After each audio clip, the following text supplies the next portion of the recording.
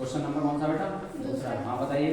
किसी भी अंक को दोहराए बिना कितनी 4 अंकीय संख्या होती है?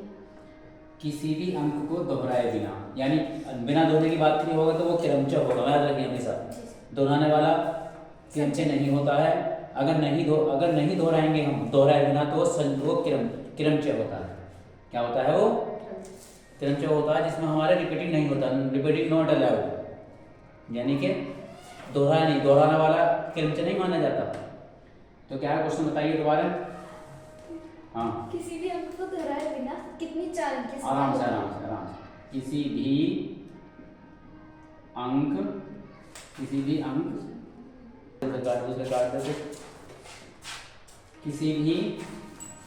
अंक को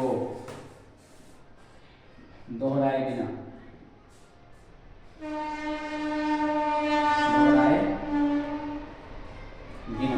हाँ, अगला क्वेश्चन क्या है? किसी भी अंक को दोहराए बिना कितनी 4 अंकीय संख्या होती है? कितनी 4 अंकीय संख्या होती है? 4 अंकीय संख्याएं होती हैं। ये कहा किसी भी अंक को दोहराए बिना कितनी 4 अंकीय संख्याएं होती हैं। अब भैया अंक कौन से यूज करने हैं हमें? अंक हमें यूज करने हैं 0 से 9 तक होते हैं, 10 अंक यूज करने हैं हम। तो क्या करेंगे हम? 10 अंकों में से 4 अंक को लेकर बनने वाली 4 अंकीय संख्याएं क्या लेंगे? 10 अंकों से, 10 कौन कौन से? 0 1 2 से लेकर 9 तक जो होती हैं, 10 अंकों से 4 अंक लेकर, कितने? 4 अंक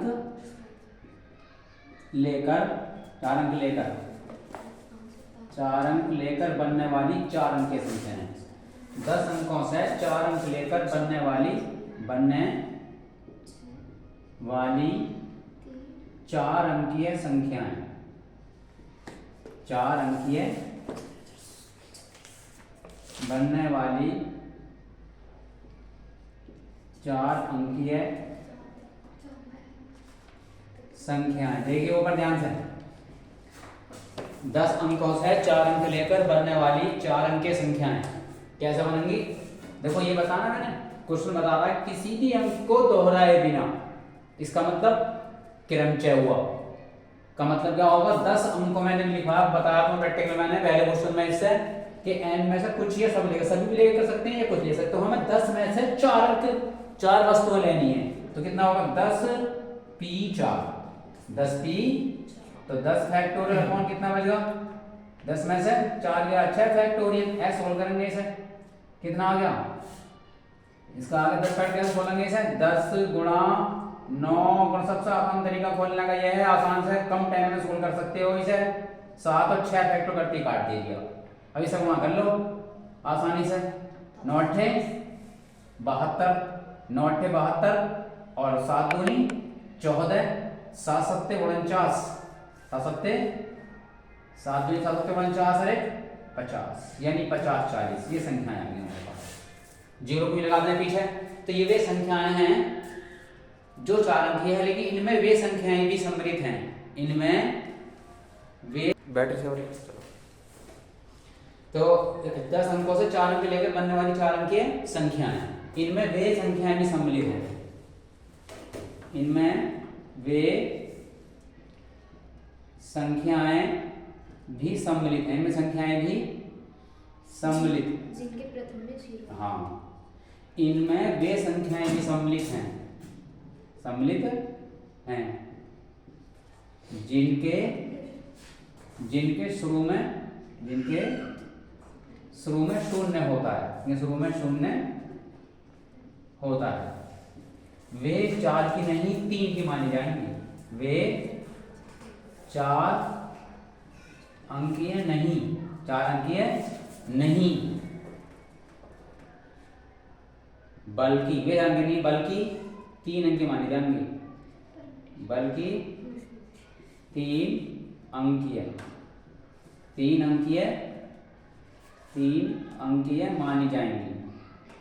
मानी जाएंगी, बल्कि इनमें वे संख्याएं भी सम्मिलित हैं जिनके शुरू में शून्य होता है, वे 4 अंक की नहीं बल्कि 3 अंक की मानी जाएंगी, जिन्हें हमें निकालना होगा, जिन्हें हमें निकालना होगा, जिन्हें हमें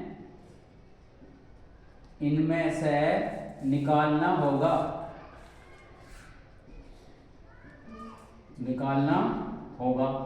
कैसे निकालेंगे देखिए ध्यान से, कैसे निकालेंगे इनको हम। सबसे पहले क्या करेंगे हम, 0 को स्थान शुरू में रखकर, 0 यानी 0 को शुरू में रखकर, शुरू में रख कर 0 को शुरू में रखकर, 0 को शुरू में रखकर शेष, 0 को शुरू में रखकर, 0 को शुरू में रखकर, 0 को शुरू में रखकर शेष, 0 को शुरू में रखकर शेष कितने बचे, शेष 9 अंकों से, सीधे 9 बचेंगे। तो 0 से 9 तक कहने हैं, शुरू को हमने क्या कर दिया, इसको रख लिया शुरू में, तो हमें 0 शुरू में रख लिया।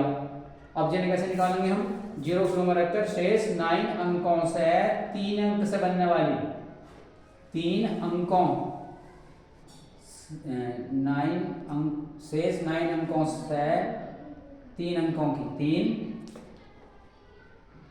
3 अंकीय संख्याएं, 3 अंकीय, 0 को शुरू में रखकर शेष 9 अंकों से 3 अंकीय संख्याएं, 3 अंकीय संख्याएं, 3 अंकीय बनने वाली संख्याएं, 3 अंकीय बनने वाली संख्याएं